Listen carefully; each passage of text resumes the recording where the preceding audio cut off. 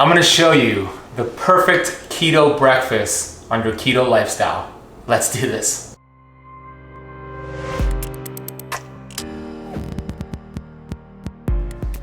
Hey keto campers, Ben Azadi here, certified functional health practitioner, best-selling author of 3 books, and in this video, I'm gonna show you the exact way I make my morning cup of fatty coffee. Look, I am a coffee snob, I admit it, and I encourage you to be the same because coffee is super healthy, high in antioxidants, turns your brain right on, and studies show that caffeine in coffee could double your ketone production.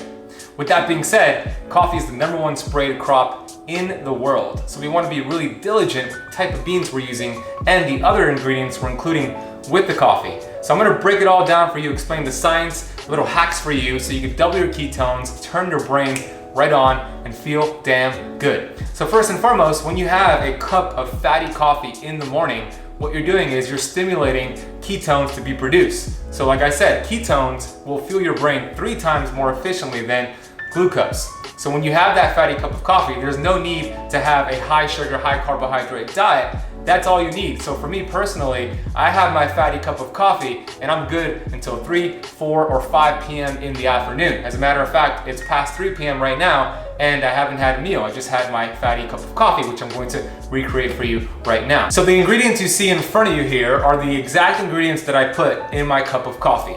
Let's start with the beans. The best coffee beans that I have ever come across is Purity Coffee. They have tested over 40 other companies versus Purity Coffee. Highest in antioxidants, they are mold-free, they don't have pesticides and herbicides, and you know what? They taste damn good. I'm smelling it right here through the bag. So I'm going to show you exactly what I do. I freshly grind these in the blender, and then I add some other ingredients. I also have grass-fed ghee here. Ghee is fantastic. It's high in saturated fat, which your cells, your 70 trillion cells, are actually made up of saturated fat. There's a membrane around each cell called the lipid bilayer. That is the bodyguard of your cells, and it's made up of protein, saturated fat, and cholesterol. So when you take a high quality grass-fed ghee with your coffee, you're giving your body exactly what it needs. You're giving all 70 trillion cells exactly what it desires, and that's that high quality saturated fat. So I have 4 here, but I'm not gonna use all 4. The one I'm gonna use here is from 4th and Heart, and it's grass-fed, the original style. What I'm gonna do here, I'm also going to include some brain octane oil from Bulletproof. This is a combination of MCT oil and palm oil. The great thing about adding MCT oil to your coffee, MCT oil stands for medium chain triglycerides, which is a quick form of energy. In fact, you don't even have to digest MCT oil. It bypasses digestion and goes right into your cells, including your brain cells, and it tells your mitochondria to produce energy.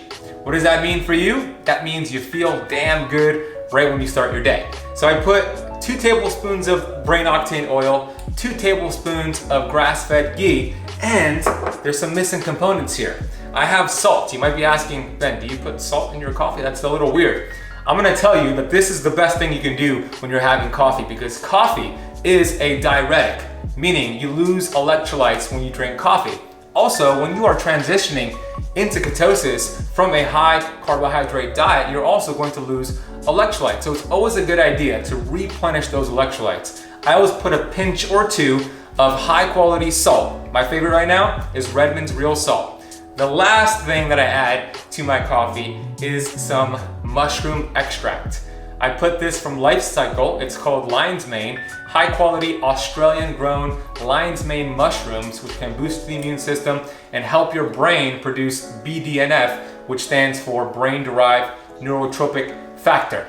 Now, let's say you don't have MCT oil, you don't have brain octane oil, but you have coconut oil. Well, that's why I have this here. Coconut oil is also a great replacement for MCT oil because 60% of coconut oil is MCT oil. So instead of using the brain octane oil or any other MCT oil, you could use 2 tablespoons of coconut oil. Let's do this.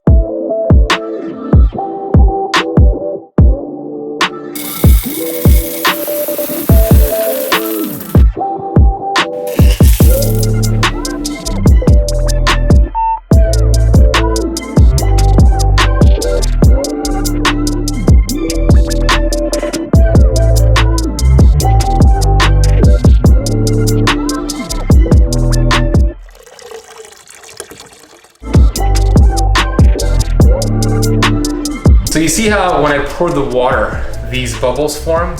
That's a good sign. When you're pouring that hot water over your freshly ground coffee beans, you want to see a lot of bubbles. That means this coffee, high in antioxidants, and that's a good thing. So keep an eye out for that. So now we're waiting about 5 minutes. We're letting this hot water seep with the coffee beans. What it's doing is extracting all that goodness and it's seeping into the water. So we're letting it rest for 5 minutes here. Now, if you wanna get the products that I put in my coffee, I put together a kit for you over at ketocampkit.com. You'll see the purity coffee, the grass-fed butter, even the salt, everything that I'm using in this video, I put it all together for you so you don't have to go and scramble and look on Dr. Google. It's all for you over at ketocampkit.com.